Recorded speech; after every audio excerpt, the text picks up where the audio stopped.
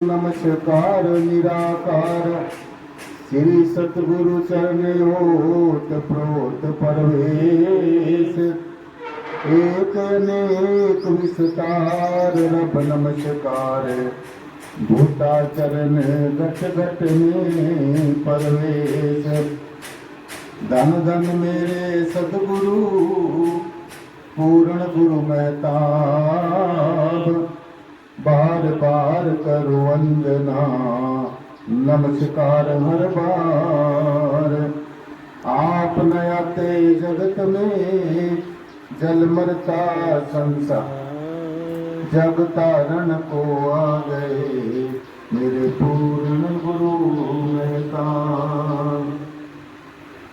सो आज हम इसी बात पर चर्चा करेंगे सासंगत कि वो कौन है जो सारी सृष्टि की संरचना करता है, वो कौन है जो सारी सृष्टि की परवरिश करता है, वो कौन है जो सारी सृष्टि का संहार करता है।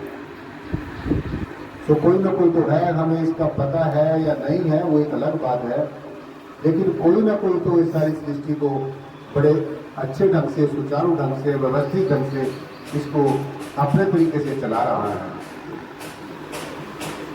तो हमारे संत महापुरुषों ने, रहबरों ने, समय समय के अनुसार आए हुए तत्वदर्शी संतों ने ऐसा बताया है कि एक ऐसा शब्द है, एक ऐसा है पना है, एक ऐसे एग्जिस्टेंस है जो तीनों के तीन काल में सत्य थी, सत्य है और सत्य रहेगी। तीनों के तीन काल में सत्य रहता है, जिसमें कोई बदलाव नहीं होता है।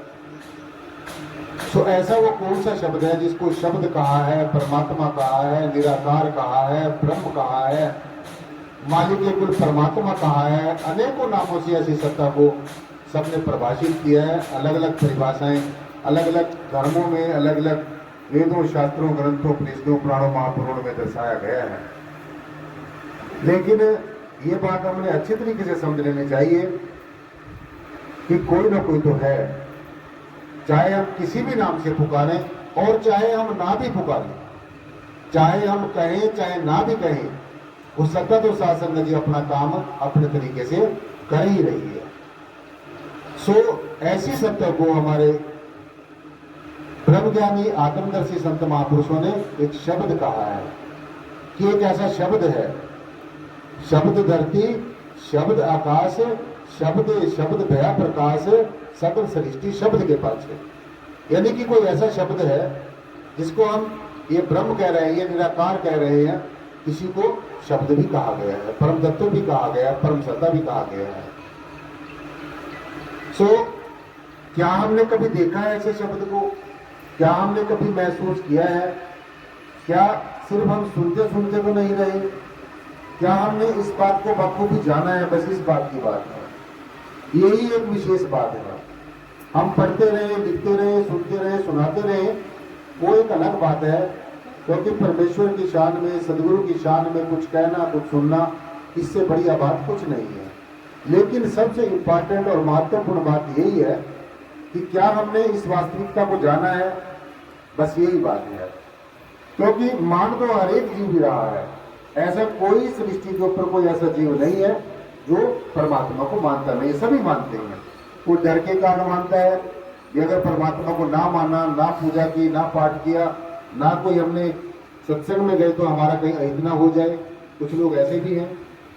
कुछ ऐसे भी हैं जिनको यह है कि हमारा कारोबार चले, हमारा व्यापार चले, अगर सत्संग में ना गए तो ऐसा ना हो कि परमात्मा हमारे ऊपर रुष्ट हो जाए, कोप दृष्टि हो जाए, हमारा अमुक काम ना रुक जाए। और कुछ लोग ऐसे भी होते हैं जिन्होंने इन बातों से किसी से कुछ लेना देना नहीं है।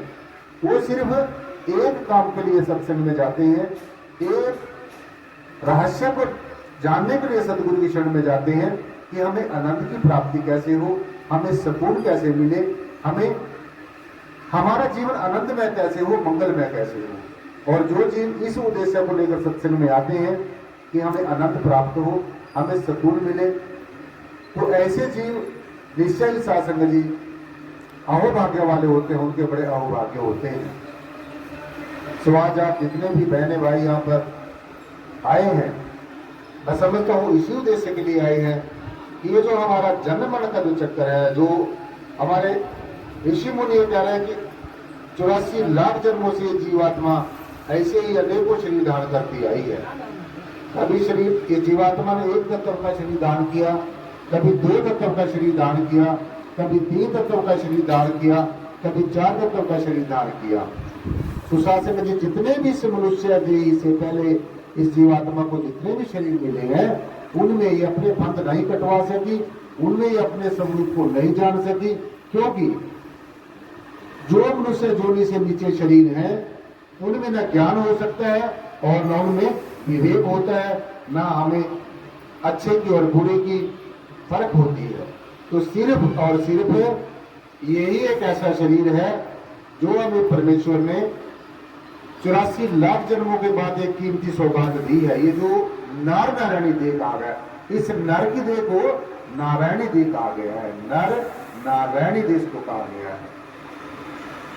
और जिसने भी परमेश्वर को जाना है, पहचाना है, जीते जी जो परमात्मा के हुए हैं, जिन्होंने परमेश्वर को स्वीकार किया है और जिनको परमेश्वर ने स्वीकार किया है, वो सिर्फ और सिर्फ इसी मनुष्य शरीर में आकर ही हुआ है। तो आज हमारे बड़े अवभाग्य हैं, हम बड़े सौभाग्य वाले हैं कि हमें ये मनुष्य शरीर मिला है। और सबसे श्रेष्ठ और उत्तम बात यह है कि हमें परमेश्वर का ज्ञान मिला है। और उससे भी अच्छी बात यह है कि हमें परमेश्वर का साक्षात्कार हुआ है, दर्शन दीदार हुआ है। सदगुरु भगवान ने अपनी ज्ञान दृष्टि देकर, अपना रहमो कर्म करके, अपनी दया में नजर से हमें एक पल भर के अंदर ही इस परब्रह्म निर्गुण निराकार सर्वाधार विश्वाधार मालिक है, कुल जो खंडों ब्रह्मांडों का मालिक है, अनेकों नियामतों का मालिक है, अनेकों खजानों का मालिक है, इसका शासन नजी हमें सदगुरु ने एक पल भर में। और तो संत महापुरुष ये कहते हैं कि आंखें बंद करके करो दर्शन, लेकिन सदगुरु ने हमें से खुली आंखों से इसका दर्शन कराया है।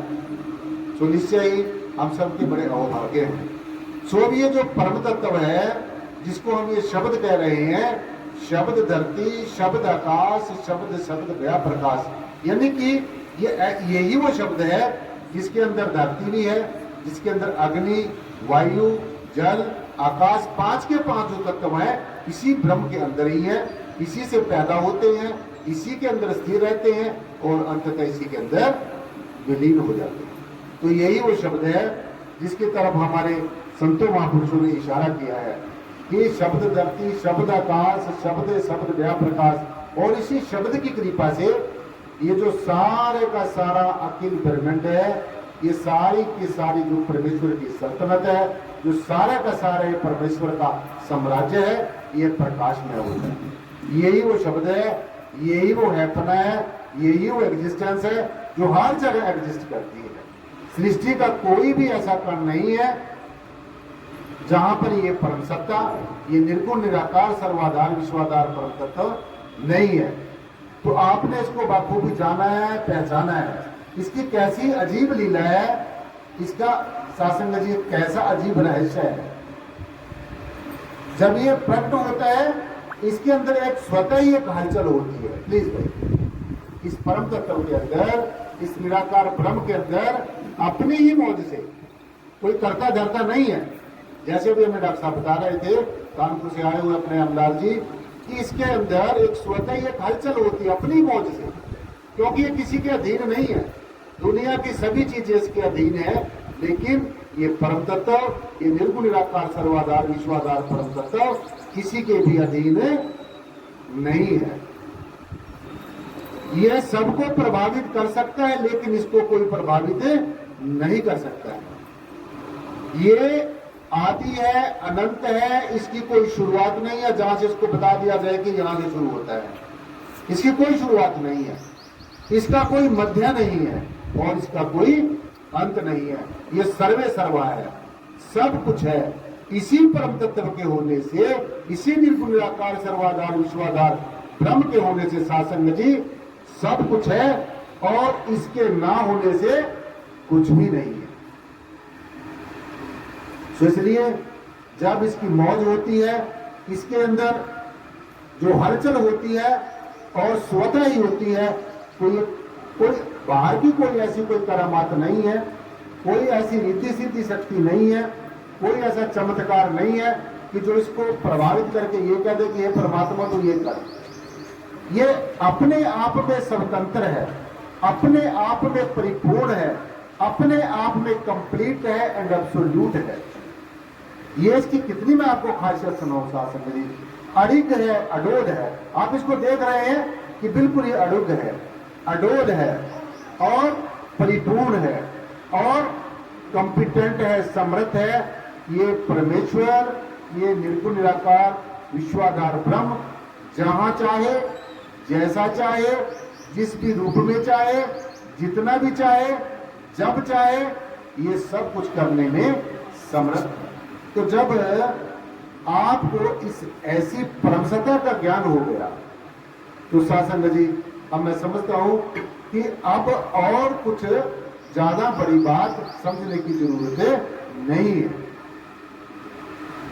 तो जब इसमें हलचल होती है क्या होता है? जब इसमें हलचल होती है, इस ब्रह्म के अंदर हलचल होती है, ये प्रकट होता होता होता होता प्रकृति बन जाता है। क्या बन जाता है? प्रकृति बन जाता है। प्रकृति किसी ने नहीं बनाई, स्वयं इसका ही स्वरूप है। ये खुद ही है, ये समझ लीजिए। ये आपके रूप में बैठा है, ये सारी के सारी सृष्टि के रूप में जो दृष्टिमान जगत है, ये ब्रह्म खुद ही है, परमेश्वर खुद ही है। सो जब इसकी इच्छा होती है, मौज होती है, तो ये प्रकट होता होता होता होता क्या बनता है? प्रकृति बन जाता है, क्रिएशन बन जाता है, रचना बन जाता है, दिखने वाला बन जाता है, दृष्टिमान बन जाता है, दृश्य बन जाता है। और जब इसकी मौज होती है तो ये विलय होता होता विलय होता होता विलय होता होता परमात्मा बन जाता है। यानी कि ये पुरुष भी खुद है, प्रकृति भी खुद है, साकार भी स्वयं है, निराकार भी स्वयं है, देखने वाला भी स्वयं है, दिखने वाला भी स्वयं है। ये सब कुछ आप ही है। इसीलिए कहा है कि आप पे आप प्रभु आप पूर्ण पूर्ण रहा प्रभु व्याप, अनेक विस्तार एक से भय, जब एक आराधा तो पराचत भय। सोचे भी इसको एक को जान लिया, एक की पहचान हो गई और बखूबी हमें दृढ़ता हो गई कि वास्तव में सत्ता से सिवाय दूसरा कोई नहीं है। यह तो हो गई ज्ञान की बात, लेकिन ये ज्ञान से हमारा काम चलने वाला नहीं है। ये हमें अच्छे तरीके से समझना है। ज्ञान हमें हो गया, अब ज्ञान के साथ में जो दूसरा इंपॉर्टेंट बात है, जो सबसे ज्यादा जरूरी बात है, हम सबके लिए जरूरी है। और आज की इस धर्म सभा से, आज के सत्संग से, आज की इस ज्ञान चर्चा से हमने यही सीख लेकर उठनी है, यही शिक्षा लेकर जाना है कि ज्ञान हमें हो गया है। ऐसे बताया कि हमारी आत्मा की दो आंखें होती हैं, एक ज्ञान और दूसरा